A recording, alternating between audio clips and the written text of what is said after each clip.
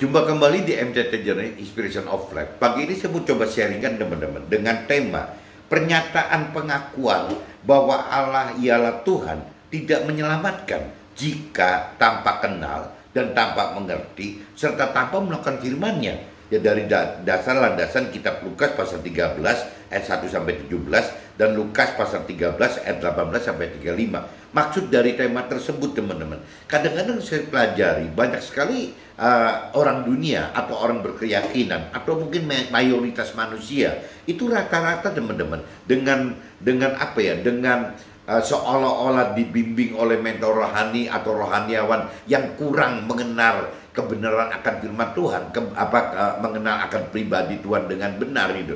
Kadang-kadang apa ya, cuma sekedar mengarahkan jemaat atau umat atau kita-kita di marketplace di dunia sekuler itu ya sebagai pengusaha, sebagai orang karir dan buruh gitu. Pada umumnya cuma diarahkan bahwa hanya dengan apa, formalitas simbolis ya, mengucap seperti syahadat, jadi mengucap pernyataan pengakuan saja gitu ya, seolah-olah dengan mengucap bahwa ya kita sudah menerima bahwa Tuhan Allah adalah sebagai Tuhan yang menyelamatkan gitu ya, Tuhan Allah itu seperti itu, terus dianggapnya sudah teman-teman cukup dengan seperti pernyataan pengakuan semacam itu saja. Nah ini teman-teman yang membuat ya orang-orang banyak gitu, orang yang dunia atau berkeyakinan, dalam arti kita orang berkeyakinan adalah orang yang beragama tapi tidak mengenal, tidak mengerti Tuhan secara pribadi dengan benar, dan juga tidak mengenal dan mengerti akan firman Tuhan dengan benar teman-teman.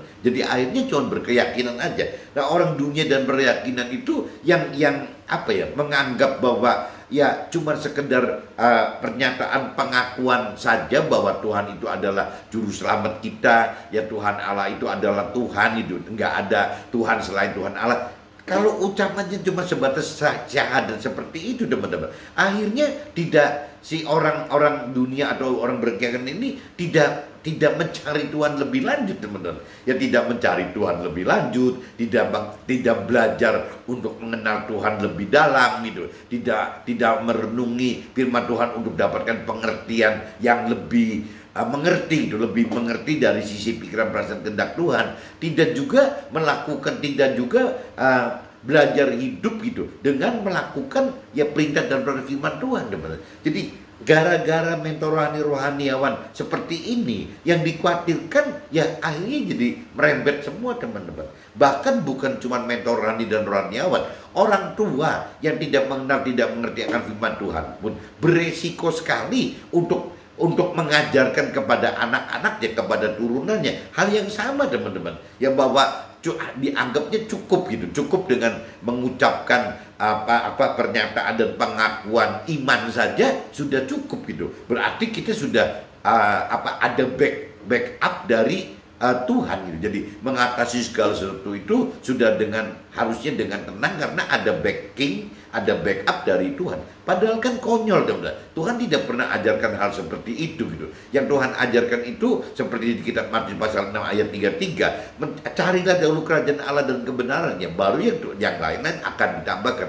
Nah ini karena misunderstanding, mispengertian bahwa seolah-olah mentor rohaniawan atau orang tua tidak mengajarkan turunannya, anak-anaknya, jemaatnya, umatnya untuk bisa mencari Tuhan, mengenal Tuhan, mengerti Tuhan, melakukan firman Tuhan. Akhirnya banyak sekali ya orang yang jadi tersesat untuk tidak melakukan apa yang Tuhan perintahkan dalam firman-Nya gitu. Nah sedangkan kalau kita bicara, kita tahu dasarnya bahwa hidup itu di dunia ini adalah fana, sementara hidup di dunia ini adalah proses untuk bagaimana di proses Tuhan menentukan posisi kita di dalam akhirat. Ya hidup di dunia ini adalah benar-benar benar-benar ada waktu untuk habis teman-teman. Habis bahwa 70-80 tahun menurut firman itu waktu kita akan habis gitu. Jadi kalau kita tidak adakan persiapan langkah-langkah kita di dunia ini, ya terus apa yang kita tunggu gitu? Saya kadang-kadang melihat orang dunia, orang berkeyakinan itu nggak ngerti, sampai saya sendiri jadi bimbang teman-teman. Apakah memang yang benar itu orang dunia dan orang berkeyakinan? Saking banyaknya gitu orang-orang yang berpikir, berperasaan, berkehendak seperti itu gitu. Jadi akhirnya kita yang mau belajar mengenal firman Tuhan, mau mengerti firman Tuhan dan mau melakukan firman Tuhan, sanksi sendiri teman-teman. Karena banyak sekali yang memang tidak terlalu peduli gitu, tidak terlalu pedulikan istilahnya bagaimana setelah menghadapi kematian di dunia ini, ya setelah kematian umur 70-80, bahkan dianggap ya 70-80 itu kematian itu dianggap tabu, tidak perlu dipelajari dari sekarang. Ya nanti saja gitu, waktu kita sudah meninggal dunia, pasti karena Tuhan juru selamat kita, ya pasti nanti Tuhan yang akan selamatkan kita setelah kita meninggal dunia gitu. Nah ini kan salah kaprah teman-teman, salah besar gitu. Karena balik lagi firman Tuhan tidak pernah mengajarkan seperti itu. Firman Tuhan itu mengajarkan bagaimana kita hidup di dunia ini, di dunia fana ini, ya Tuhan pertegas gitu bahwa ini sifatnya sementara dan ini bukan rumah kita yang tetap, bukan tujuan akhir kita. Ini hanya menumpang. Kalau firman Tuhan katakan ya kita hidup di dunia itu hanya menumpang saja, berarti kan sementara. Ya berarti kita punya arah yang kita tuju yang sifatnya tetap gitu. Nah, kalau kita konversikan firman Tuhan seperti itu, teman-teman, akhirnya kita bisa sadar bahwa berarti kita hidup di dunia ini buat apa gitu ya. Kalau sifatnya sementara, berarti kan harus mencari di mana sih yang Tuhan rancang dan kendaki supaya kita hidup bisa kekal gitu. Nah ini kembali lagi, kalau kita tidak mengenal firman Tuhan, tidak mengerti firman Tuhan, tidak melakukan firman Tuhan, teman, akhirnya kita melakukan seperti orang yang dunia lakukan, orang yang berkeyakinan lakukan gitu. Nah orang dunia yang lakukan kadang-kadang tidak terlalu mikir gitu ya, bahwa ada kaitan hidup ini dengan pribadi Tuhan, kaitan ini dengan firman Tuhan. Jadi tidak pernah mikir teman-teman, nggak peduli gitu. Nah sebaliknya orang berkeyakinan teman-teman salah kaprah karena dianggapnya secara simbolis, secara formalitas mengucapkan pernyataan pengakuan bahwa sudah terima Tuhan sebagai juru selamat dan juga Tuhan Allah itu adalah Tuhan satu-satunya. Ya cuman cukup begitu saja, akhirnya tidak mau mencari Tuhan dan firman-Nya gitu. Jadi yang namanya carilah dulu kerajaan Allah dan kebenaran itu tidak dicari teman-teman, tidak dicari gitu. Nah kalau tidak dicari, bagaimana kita bisa kenal itu? Ya bagaimana kita bisa mengerti? Bagaimana kita bisa tahu bahwa yang namanya untuk mengerti itu butuh roh Tuhan gitu, yang sudah Tuhan hidupkan di dalam kita masing-masing, di dalam roh kita itu gitu. Ya bagaimana kita bisa tahu bahwa apabila kita ingin melakukan firman Tuhan harus mampu juga dengan mengharapkan kuasa roh Tuhan gitu ya, untuk bisa mampu melakukan firman Tuhan. Jadi keterkaitannya banyak sekali teman-teman. Yang namanya, kembali lagi, yang namanya firman Tuhan itu banyak sekali disalahartikan teman-teman. Jadi kalau kita bicara firman Tuhan itu bagi orang dunia dan orang berkeyakinan, ya firman Tuhan itu ya dianggapnya ya kalaupun mereka mengenal gitu, jangan-jangan salah mengerti teman-teman. Jadi mereka hanya bisa mengenal firman Tuhan kalaupun dia mau mencari dan mengenal, sebatas tidak mengerti dan tidak melakukan. Ya akhirnya ya cuma mengenal saja teman, mengenal firman Tuhan dengan dengan persepsi sendiri ya, bahwa firman itu adalah ya aturan hukum gitu, teori-teori seperti itu gitu. Nah kalau kita cuma sebatas seperti itu teman, jadi waktu kita melakukan firman mengenal firman Tuhan itu terkesan kaku sekali teman-teman, kaku sekali dan tertutup oleh syahadat tadi gitu, yang dengan keyakinan akan formality atau simbolis bahwa ya udah ya yang penting firman kita kenal gitu ya, tanpa perlu harus kita mengerti dan tanpa perlu kita melakukan. Kenapa? Karena sudah dianggap salah persepsi bahwa Tuhan tuh akan menyelamatkan kita gitu. Jadi buat apa gitu kita belajar mengerti lebih dalam lagi, buat apa kita melakukan firman Tuhan? Tuh sudah diborong ya dari pernyataan pengakuan awal gitu waktu terima Tuhan gitu. Ya dianggapnya sudah kok, saya sudah mengucapkan kata-kata seperti itu, ya sudah menyatakan dengan pengakuan bahwa yang tadi dikatakan ya, bahwa Tuhan Allah itu ya Allah itu adalah Tuhan dan sebagai juru selamat kita. Tuhan itu adalah juru selamat kita. Cuma itu saja teman-teman. Tanpa mencari pengertian gitu, tanpa melakukan firman Tuhan. Nah ini yang akhirnya kita tidak mendapatkan keselamatan seperti yang Tuhan rancang kehendaki teman-teman. Karena ya Tuhan yang rancang kehendaki itu, ya kita harus mau mencari Tuhan, kita harus mau mendalami firman Tuhan, kita harus mau bisa mengerti firman Tuhan dari persepsi pikiran perasaan kehendak kita, dan harus berlanjut teman-teman. Apabila dari bahasa rohani berarti harus bisa mengenal dan mengerti firman Tuhan dari pikiran perasaan kehendak Tuhan. Nah itu kalau tidak hidupkan roh Tuhan teman, kita tidak pernah akan bisa mendapatkan pengenalan pengertian akan firman Tuhan dari hikmatnya Tuhan, dari pikiran perasaan dan kehendak Tuhan. Ini yang kalau roh Tuhan nggak dihidupkan akan seperti ini teman-teman. Dan apabila roh Tuhan tidak dihidupkan, kita juga firman katakan kita tidak akan mampu teman, tidak akan mampu melakukan firman Tuhan gitu. Karena untuk melakukan firman Tuhan butuh iman teman. Iman itu harus dengan dasar mau mencari Tuhan, mampu mengenal gitu lebih dalam akan Tuhan dan firman Tuhan, lebih mampu mengerti akan firman Tuhan dari sisi pikiran perasaan kehendak Tuhan, sehingga dari semua itu teman-teman kita level iman kita naik gitu ya, kepercayaan kita kepada Tuhan naik, dan otomatis teman-teman jadi bisa lebih mampu gitu untuk bisa melakukan firman Tuhan. Dan memang dalam realitas secara rohani, waktu kita melakukan firman Tuhan, bukan kemampuan kita yang terjadi, tapi kemampuan roh Tuhan gitu. Roh Tuhan ini membuat kita mampu melakukan firman Tuhan. Kita aja sih mungkin nggak mampu kalau tanpa roh Tuhan, teman. Jadi kembali lagi, ya kita mesti sadar bahwa kalau kita bicara mau benar itu, ya yang namanya firman Tuhan itu urusan keselamatan yang dari Tuhan itu tidak cuma cukup secara simbolis formalitas ya, mendapatkan pernyataan pengakuan gitu yang bahwa Tuhan itu adalah Tuhan, Allah itu adalah Tuhan, dan Tuhan itu adalah juru selamat. Tidak cukup begitu teman. Kita kembali lagi harus benar-benar bisa mau mencari Tuhan dan firman Tuhan. Kita harus bisa mampu mengenal akan pribadi Tuhan Allah dan juga firman Tuhan Allah. Begitupun juga kita harus mampu mengerti teman-teman apa yang Tuhan inginkan, perintah peraturkan dari hikmatnya Tuhan, dari pikiran perasaan dan kehendak Tuhan. Ini nggak mudah, kembali yang tadi dikatakan roh Tuhan harus dihidupkan, dan yang terakhir kita harus melakukan firman Tuhan teman-teman. Ya kalau firman Tuhan tidak disertai dengan kekuatan roh Tuhan yang supranatural yang sudah Tuhan hidupkan, berikan kepada kita, kita tidak hidupkan gitu roh Tuhan di dalam melakukan firman Tuhan, rasanya nggak mampu, tidak akan mampu melakukan itu. Nah ini maksud saya pagi ini intinya ini teman-teman. Cuman mungkin nanti saya dalam draft saya coba jabarkan lebih detail teman-teman supaya bisa lebih mengerti gitu apa sih maksudnya gitu. Nah ini sebelum masuk ke draft teman-teman, saya pikir biar masuk ke firman dulu aja gitu. Jadi kitab Lukas pasal 13 teman-teman ayat 1 sampai 17, dan kitab Lukas pasal 13 ayat 18 sampai 35 teman.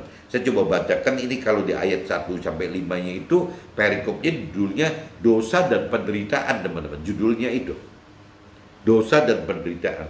Pada waktu itu datanglah kepada Nabi Isa beberapa orang membawa kabar tentang orang-orang Galilea yang darahnya dicampurkan Pilatus dengan darah korban yang mereka persembahkan. Ya, Nabi Isa menjawab mereka, sangkamu orang-orang Galilea ini lebih besar dosanya daripada dosa semua orang Galilea yang lain, karena mereka mengalami nasib itu.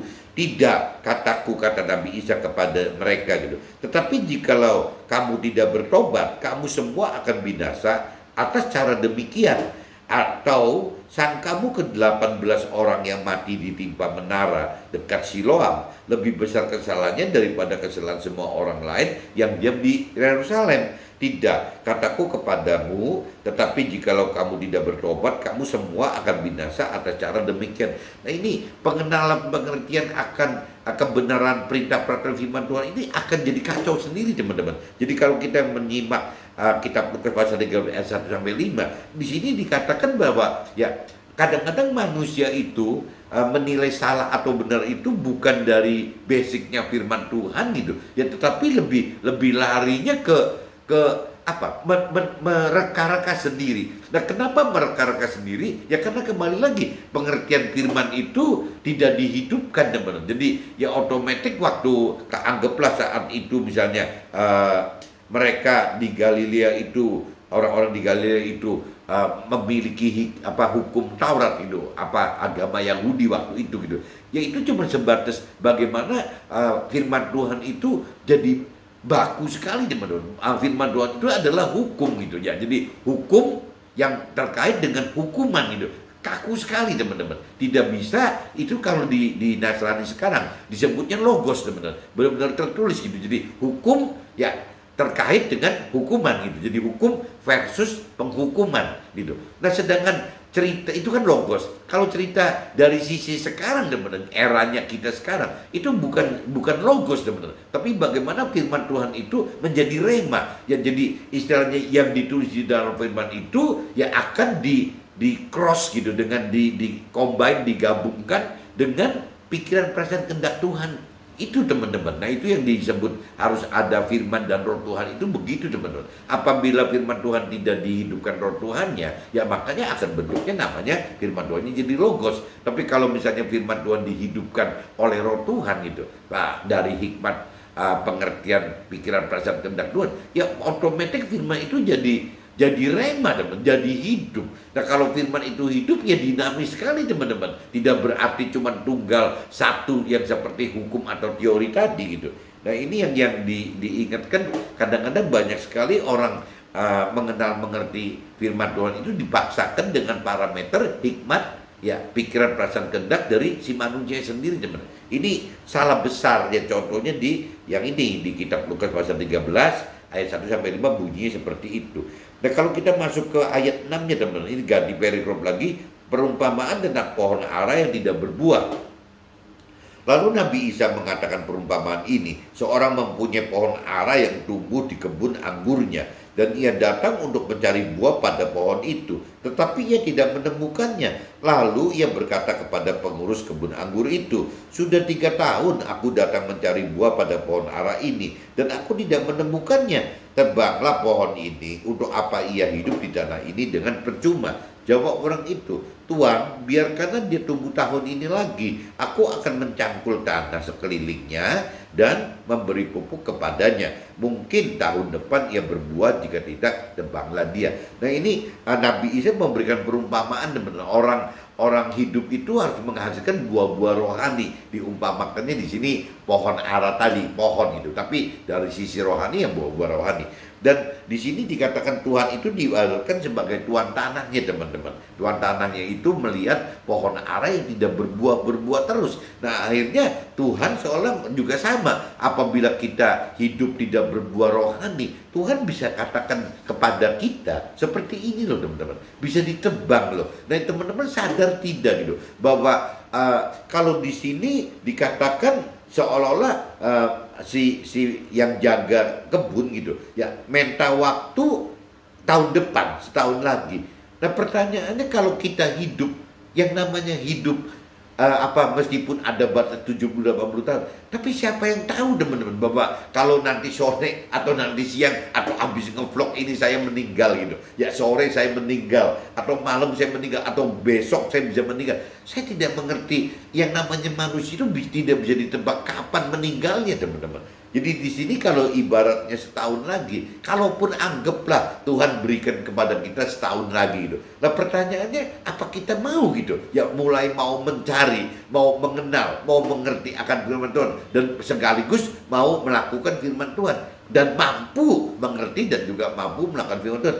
Itu pertanyaannya kan belum tentu bisa, teman, dalam setahun loh. Ya kalaupun kita enggak dalam setahun, ya anggaplah umur kematian kita 70-80 tahun.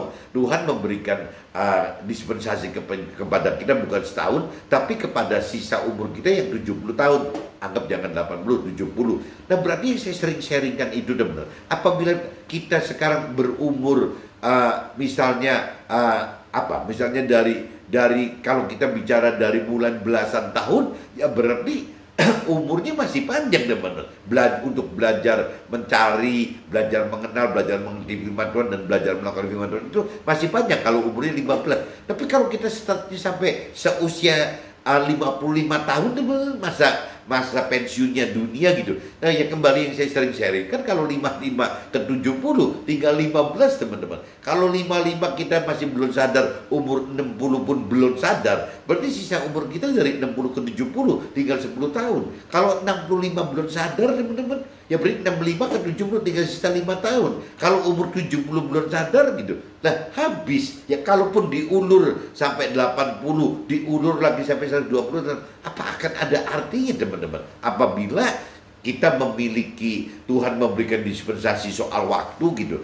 tidak setahun seperti pohon ara tadi, tapi bisa relatif tergantung Tuhan berikan kepada setiap kita. Dan pertanyaannya, kita mau manfaatkan enggak teman-teman? Bahwa usia yang Tuhan beri kita masih hidup ini, mau kita pakai untuk apa? Ya apakah dasarnya yang penting melakukan hal-hal dunia sampai matinya? Lah itu pola-pola pikir orang dunia seperti itu teman-teman. Beda dengan pola pikir orang rohani. Kalau orang rohani itu, ya apabila sudah memang melakukan semua firman Tuhan, sudah benar-benar sudah mengerti semua firman Tuhan, sudah benar-benar mengenal semua firman Tuhan, rasanya orang-orang rohani itu tidak pernah mikir mesti umurnya panjang teman-teman. Ya mesti umur 70, 80, atau umurnya harus 90, 100, 110, bahkan maksimalnya kata Tuhan 120 tahunan gitu. Ya jangan-jangan kalau orang yang dewasa rohani tidak meributkan itunya teman-teman. Jadi sisa waktu hidup yang Tuhan berikan kepada orang yang sudah dewasa rohani,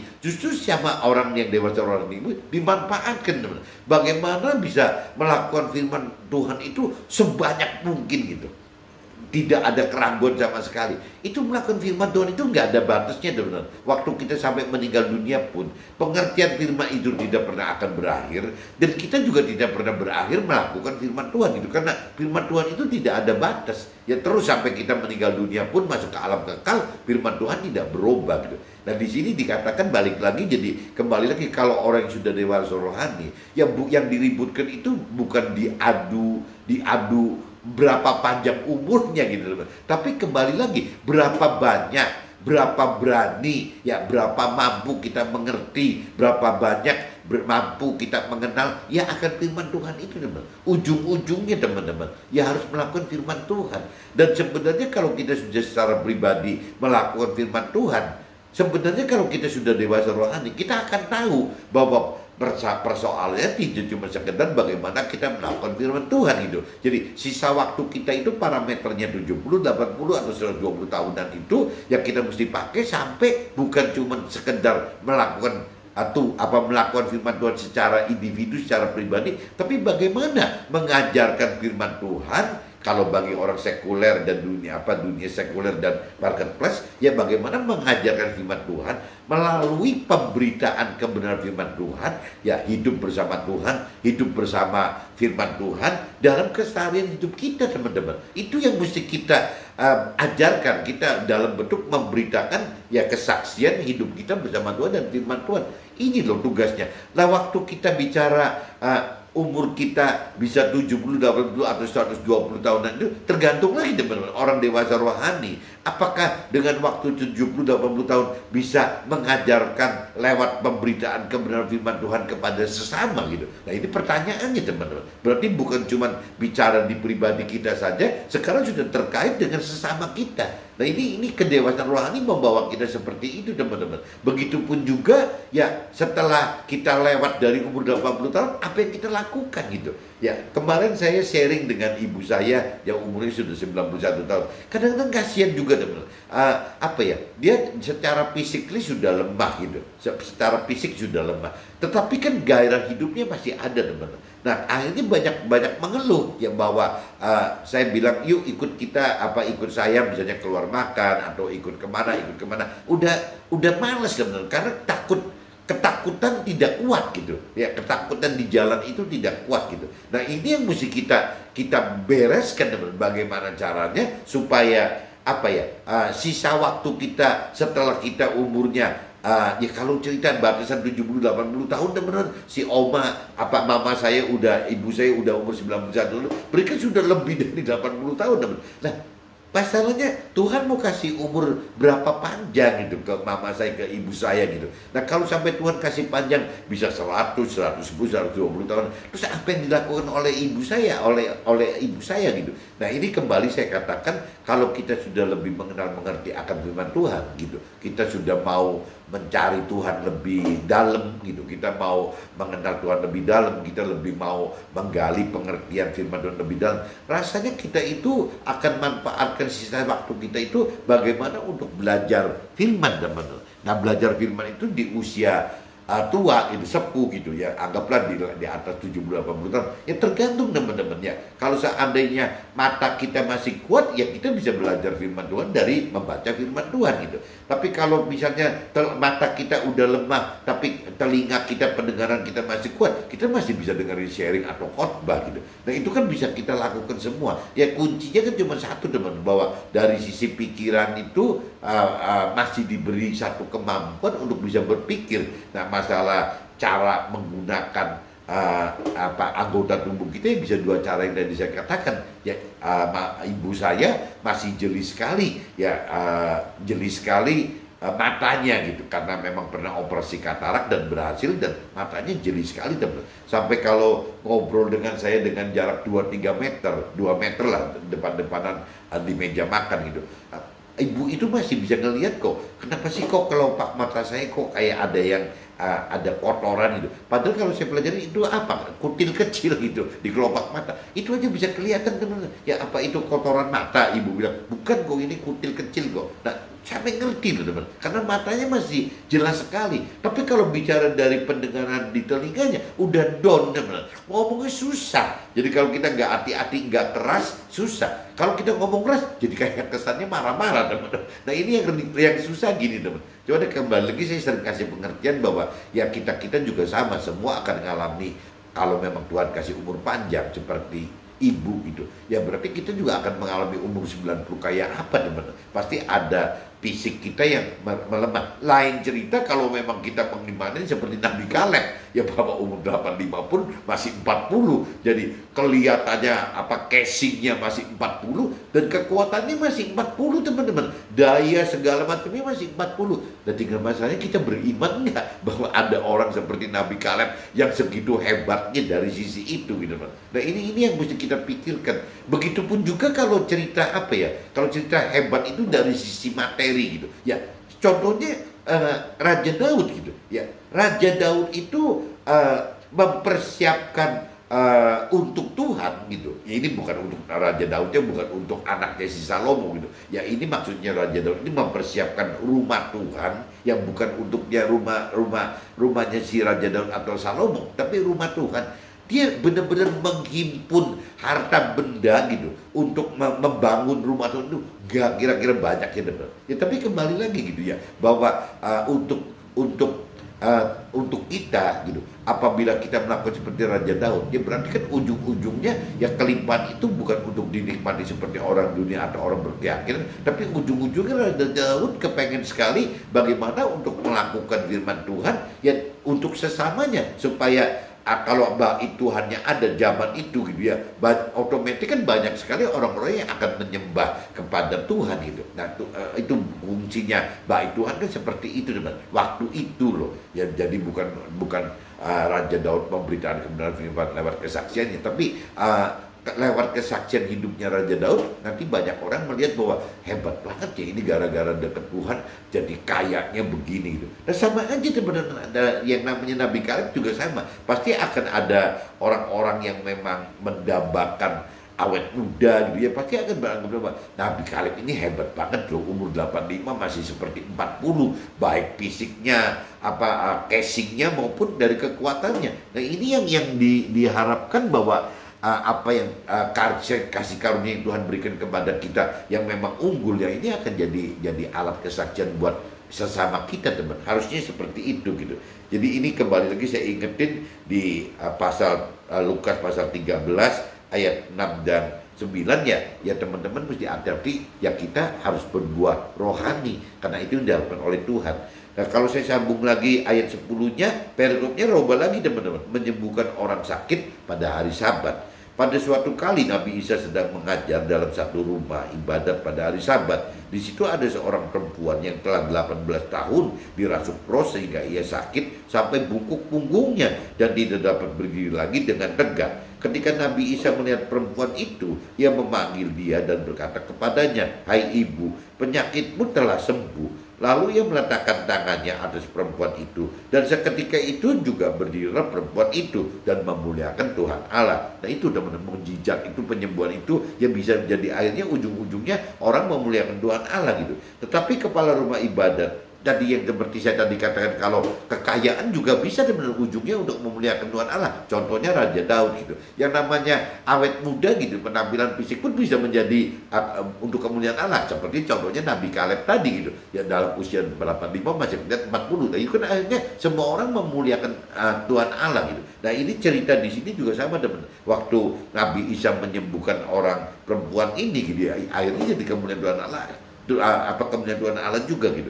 Tetapi kepala rumah ibadat gusar, kan Nabi Isa menyembuhkan orang pada hari Sabat. Lalu ia berkata kepada orang banyak, ada 6 hari untuk bekerja. Karena itu datanglah salah satu hari itu untuk menyembuhkan dan jangan pada hari Sabat. Tetapi Nabi Isa menjawab dia, katanya, "Hei orang-orang munafik, bukankah setiap orang di antaramu melepaskan lembunya atau keledainya pada hari Sabat dari kandangnya dan membawanya ke tempat minuman? Bukankah perempuan ini yang sudah 18 tahun sakit diikat oleh iblis harus dilepaskan dari ikatannya itu karena ia adalah keturunan Abraham?" Nah ini teman-teman, kalau cerita dari sisi rohani, yang namanya penyakit itu oleh karena roh jahat teman-teman, bukan karena tubuh dan jiwa gitu. Jadi lebih lari ke roh jahat gitu. Dan waktu ia berkata demikian, semua lawannya merasa malu dan semua orang banyak bersuka cita karena segala perkara mulia yang telah dilakukannya.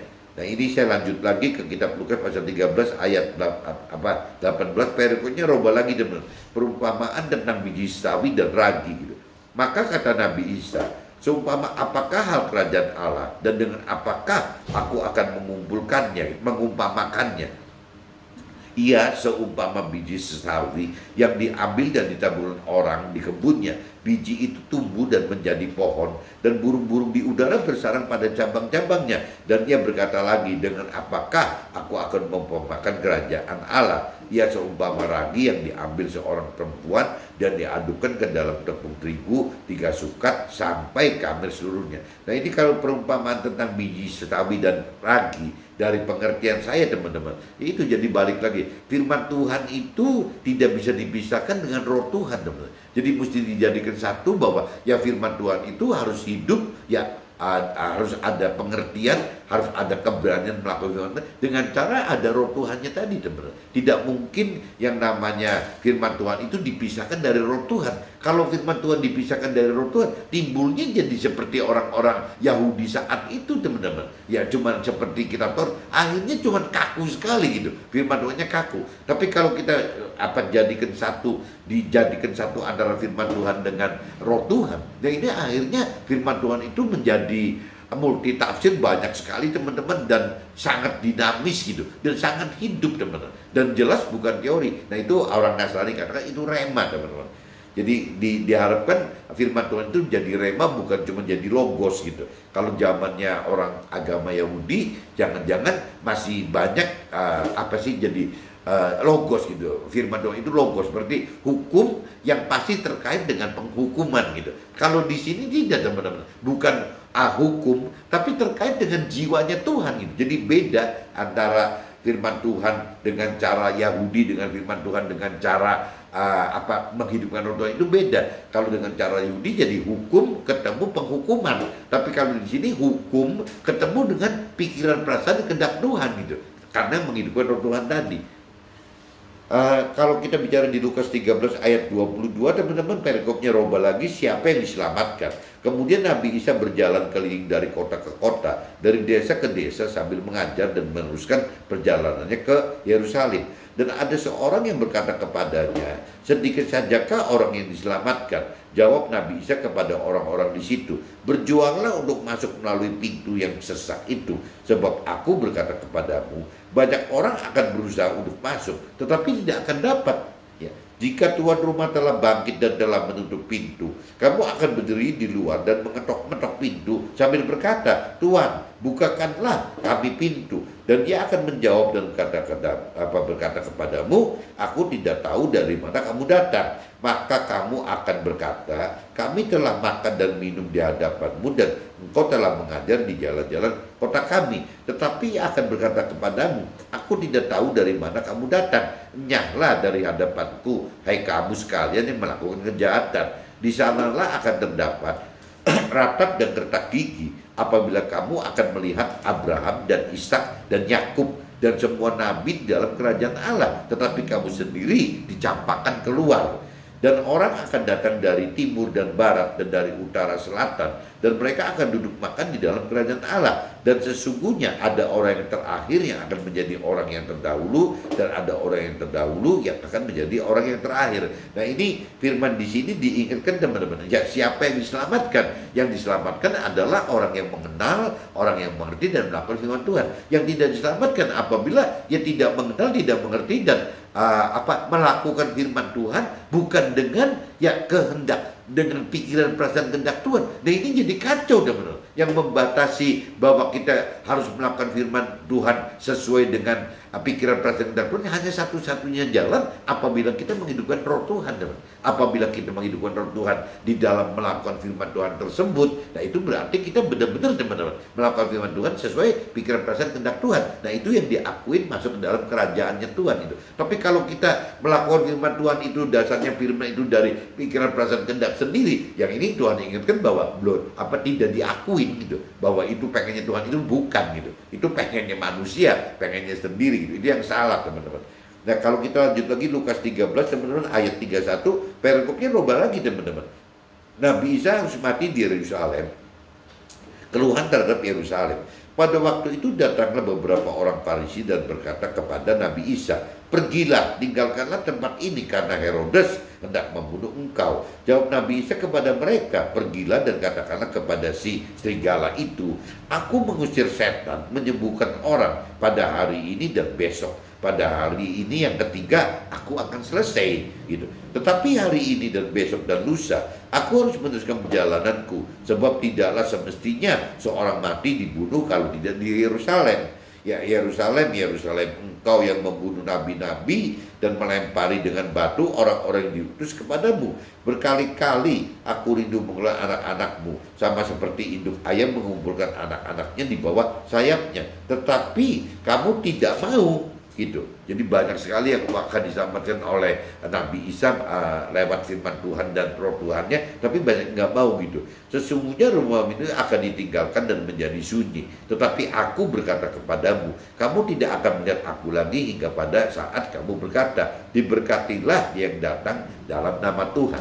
Nah, ini saya sudah bacakan kitab Lukas pasal 13 ayat 1 sampai 35 teman. Jadi total saya bacakan. Ini saya coba masuk ke draft aja teman, takut nggak keburu gitu. Lukas pasal 13 ayat 1 sampai 5. Pernyataan pengakuan bahwa Allah adalah Tuhan tanpa pengenalan dan pengertian serta melakukan firman Tuhan adalah suatu kesalahan, dan setiap orang akan memiliki parameter akan kebenaran masing-masing, dan juga kita tidak berbalik dan bertobat maka kita tidak dapatkan keselamatan. Nah, ini teman-teman, apabila kita cerita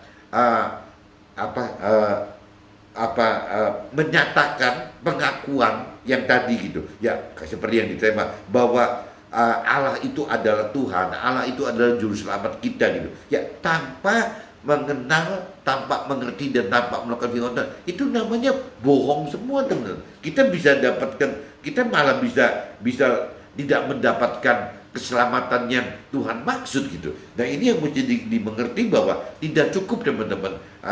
Mayoritas orang-orang gitu, khususnya orang dunia, ya wajarlah orang dunia tidak terlalu mikir masalah pribadi Tuhan dan firman Tuhan. Tapi kalau orang berkeyakinan, orang berkeyakinan adalah orang yang beragama, yang tidak mengenal dan mengerti pribadi Tuhan, firman Tuhan secara benar gitu. Nah, ini yang bikin kacau nih teman-teman. Jadi bahkan saya khawatir sekali orang-orang dunia itu malah bisa terselamatkan karena datang meskipun terakhir gitu. Tapi bisa jadi terdahulu. Nah, sebaliknya orang berkeyakinan datang ke Tuhan seolah-olah kan sudah datang terdahulu gitu. Tapi karena pengenalan pengertian yang salah gitu, yang tadi dikatakan pernyataan pengakuan aja sudah dianggap bisa menyelamatkan gitu hidup dia. Akhirnya mereka tidak mau mencari Tuhan, tidak mau mencari firman Tuhan, tidak mau mengenal akan firman Tuhan, tidak lebih mendalami akan firman Tuhan, tidak mampu mengerti akan firman Tuhan dari sisi pikiran, perasaan, kehendak Tuhan gitu, bukannya dari hikmat pengertian Tuhan. Nah, ini semua kalau tidak ada pengertian semacam ini, teman-teman, ya berarti ya tidak akan bisa mendapatkan keselamatan yang di akhirat yang seperti Tuhan rancang kehendaki itu. Nah, untuk bisa mampu mengerti saja, ya harus bisa menghidupkan roh Tuhan. Untuk melakukan firman Tuhan, sama saja, teman-teman, harus bisa menghidupkan roh Tuhan. Tanpa menghidupkan roh Tuhan, kita tidak akan mampu mengenal, tidak akan mampu mengerti, bahkan tidak akan mampu melakukan firman Tuhan, teman-teman. Nah, ini yang mesti teman-teman camkan. Jadi jangan sampai kita bicara keselamatan akhirat yang kekal itu hanya bicara dari pernyataan pengakuan sendiri saja gitu, yang diguidance oleh metodologi rohaniawan atau orang tua kita. Itu jadi menjerumuskan, teman, bisa malah celaka gitu, bisa tergelincir ke dalam kebinasaan kekal di dalam neraka. Itu bahaya sekali. Tapi kalau seandainya kita sudah mulai mau mencari Tuhan, kita mau mencari firman Tuhan, kita sudah mulai mengenal firman Tuhan, kita sudah mulai mengenal pribadi Tuhan Allah, kita sudah makin mampu mengerti firman Tuhan itu dari sisi hikmatnya Tuhan itu, hikmat pengertian Tuhan, yaitu pikiran, perasaan, kehendak Tuhan. Ya otomatis kita akan menghidupkan roh Tuhan, dan kita akan lanjut lagi dengan mampu melakukan firman Tuhan dengan bersama roh Tuhan juga. Jadi urutannya itu ya jangan cuma sekedar pernyataan pengakuan saja yang istilahnya disebutnya syahadat gitu. Ya hanya pengucapan pernyataan pengakuan saja udah dianggapnya selamat gitu. Ya itu tidak akan mendapatkan selamat. Dan bahkan kalau cuma bicara dasarnya itu dari firman Tuhan Allah tanpa menghidupkan roh Tuhan, itu juga resikonya berat sekali, teman-teman, untuk bisa melakukan firman Tuhan. Nah, konsekuensi tidak melakukan firman Tuhan karena berat tidak mampu melakukan firman Tuhan, ya akan tergelincir yang tadi masuk ke dalam kebinasaan kekal di dalam neraka tadi, teman-teman. Nah, ini yang jangan sampai jadi kita masuk ke dalam sana gitu. Ya kalau masuk ke sana berarti sama dengan rancangan kehendaknya si iblis yang akan seperti itu gitu. Nah, Tuhan pengennya kan masuk ke dalam rancangan kehendak Tuhan itu adalah yang tadi kan, bagaimana kita hidup dengan target keselamatan akhirat, ya otomatis harus mencari, mengenal, mengerti dan melakukan Tuhan gitu. Itu untuk bisa masuk ke dalam akhirat yang kekal, untuk mendapatkan damai sejahtera yang kekal. Ya damai sejahtera yang kekal itu yang sering dikupas itu, meskipun kita masih di dunia ini hidup masih menderita, tapi tetap benar ada sukacita di dalam duka cita kita, ada kebahagiaan, ada damai sejahtera yang di dalam penderitaan kita, dalam kesulitan kita, dalam kekurangan kita. Itu karena kembali lagi karena kuasanya Tuhan gitu, teman. Ini dimaksudnya begitu. Nah, ini Lukas pasal 13 ayat 6-9. Tuhan perhatikan dan mencari apakah dalam kehidupan kita ada pertumbuhan iman dalam dalam hal kemauan, dalam pengenalan dan pengertian serta melakukan firman Tuhan, agar kita hasilkan buah rohani yang membuat kita hidup di jalan firman dengan hidupkan roh Tuhan dalam kehidupan kita ini. Jadi kita kembali ke sadar ya, Tuhan itu tidak cuma mengharapkan kita menyatakan dan mengakui saja, teman, syahadat bahwa Tuhan Allah adalah Tuhan dan juru selamat kita. Tidak cukup begitu, teman. Jadi Tuhan menghendaki kita juga melahirkan buah-buah rohani, teman. Ya dengan cara tadi melakukan firman Tuhan itu, sehingga akan lahir buah-buah rohani. Dan ini Tuhan perhatikan dan Tuhan minta loh. Ada batas waktu, teman-teman, 70-80 yang mesti hati-hati gitu. Lukas pasal 13 ayat 10-17. Melakukan firman Tuhan tidak cukup hanya dengan dasar hukum dengan hukuman. Ya, dengan hukum dengan hukuman. Ya, melakukan firman Tuhan harus selalu selaras dengan hikmat pengertian dari pikiran dan perasaan serta kehendak Tuhan. Karena Tuhan itu hidup. Ya, makanya Tuhan berikan roh Tuhan kepada kita, menghidupkan roh Tuhan kepada kita supaya memperlakukan firman itu dengan pikiran, perasaan, kehendak Tuhan, dengan jiwanya Tuhan, jangan dengan hukum lawannya penghukuman, teman-teman. Itu nanti jadi kayak kitab Taurat banget gitu tuh. Karena bagi yang sudah dewasa rohani, maka firman Tuhan bukanlah hukum dengan penghukuman atau logos saja, tetapi firman Tuhan itu adalah jiwa Tuhan, pikiran, perasaan, kehendak Tuhan yang hidup dan dinamis, yang kita sebut rema gitu. Lukas pasal 13 ayat 18-21. Firman Tuhan ibarat benih atau bagi yang ditaburkan dalam tanah atau adonan tepung terigu, di mana akan menjadi satu, sehingga firman Tuhan akan dari dasar hukum yang tertulis, tetapi jalan hidup Tuhan melalui Roh Tuhan di atas jalur kebenaran firman Tuhan itu. Firman Tuhan akan terkesan merdeka karena tidak ada pembatasan hukum dan sanksi-sanksi penghukuman yang tertulis dan tersadar. Jadi kalau kita sudah menghidupkan Roh Tuhan, jadi firman Tuhan itu bukan teori yang mati, teman, tapi jadi hidup. Nah, ini jadi bukan jadi patokannya hukum yang tertulis atau yang terstandar gitu. Jadi agak merdeka, agak bebas. Lukas pasal 13 ayat 22 sampai 30, melakukan firman Tuhan harus bersama Tuhan dengan hidupkan Roh Tuhan, sehingga apa yang kita lakukan akan selalu sesuai dengan apa yang Tuhan perintah dan peraturkan, serta rancang dan kehendaki, selaras dengan pikiran dan perasaan serta kehendak Tuhan, sehingga iman kita dan Roh Tuhan akan hidup dan jalan bersama, teman-teman. Lukas pasal 13 ayat 31 sampai 35, meskipun melakukan firman dengan hidupkan Roh Tuhan terkesan ada kemerdekaan, tetapi dalam melakukan akan lebih sulit, teman-teman, dibanding hukum Taurat yang jelas tertulis dan memiliki standarisasi, bukan terkait hikmat, pengertian dan jiwa Tuhan yang hidup dan dinamis. Jadi kalau kita bicara melakukan firman Tuhan dengan cara benar, itu kita menghidupkan Roh Tuhan, dan itu seperti terkesan merdeka, lebih bebas gitu. Tapi susah, teman-teman, karena yang Tuhan katakan salah satunya ya soal jinah aja. Jadi kalau jinah dari sisi yang formal itu kan harus berbuat, teman. Tapi kalau dari sisinya Roh Tuhan, berpikir pun sudah berjinah, teman. Nah, ini jadi kendalanya tidak mudah, teman, untuk melakukan firman Tuhan dengan diberi kebebasan rohani yang membebaskan untuk melakukan firman Tuhan itu, karena tidak ada patokan-patokannya, teman-teman. Jadi misalnya kayak kalau diatur di sini, misalnya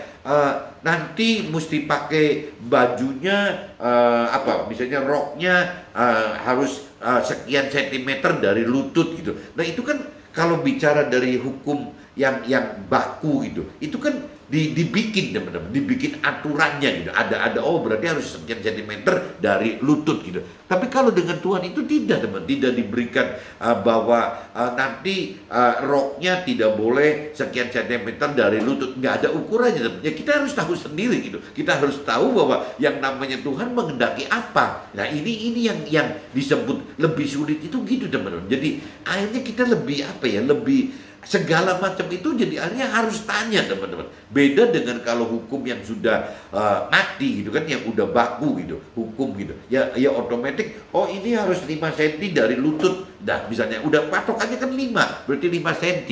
Tapi kalau dari sisi Tuhan, nah ini gimana nih? Ya bisa dikurang dari 5 atau lebih dari 5, atau Tuhan tidak terlalu liburkan itu, teman-teman. Jadi kuncinya yang penting pikiran, perasaan, kehendak Tuhan waktu itu apa? Ya jelas, kalau jangan sampai misalnya jangan sampai gara-gara rok ini yang membuat misalnya konsensi lawan jenisnya jadi terganggu, teman-teman. Nah, itu kan jadi kembali lagi, jangan kita istilahnya kita menjadi batu sandungan gara-gara rok yang sekian sentimeter itu menjadi batu sandungan buat laki-laki yang melihatnya gitu. Nah, ini jadi Tuhan itu bukan menentukan berapa sentinya, tapi Tuhan memberikan parameter yang umumnya gitu, bahwa ya kita tahu sendirilah kira-kira yang pantas mesti bagaimana sih gitu. Ya yang jelas jangan sampai ulahnya gara-gara rok ini yang terlalu pendek, akhirnya banyak orang yang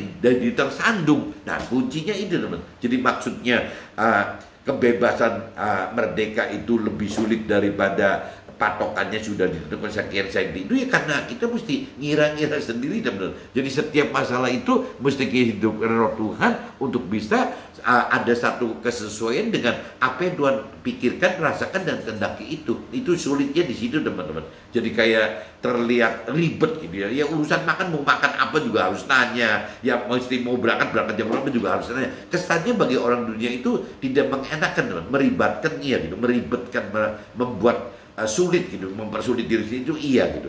Jadi kembali lagi pagi ini, teman, yang paling penting sekali ya, kita jangan sampai merasa sudah puas dengan menyatakan dan mengakui bahwa Allah itu adalah Tuhan, Allah itu adalah penyelamat kita, akhirnya kita tidak perlu ngambil langkah apa-apa. Kita tidak mau mencari Tuhan dan firman Tuhan, kita tidak mau mengenal dan akan Tuhan dan apa firman Tuhan, kita tidak mau mengerti, menggali pengertian akan Tuhan dan firman Tuhan, kita tidak mau melakukan, tidak mampu melakukan firman Tuhan. Nah, ini salah semua, teman. Jadi tetap tidak cuma sekedar pernyataan pengakuan, tapi kita harus mencari Tuhan, mengenal Tuhan, mengerti Tuhan, dan mampu melakukan firman Tuhan, teman. Nah, ini caranya nggak jauh-jauh, harus hidupkan roh Tuhan dalam kehidupan kita sehari-hari. Oke, teman-teman, see you, bye-bye.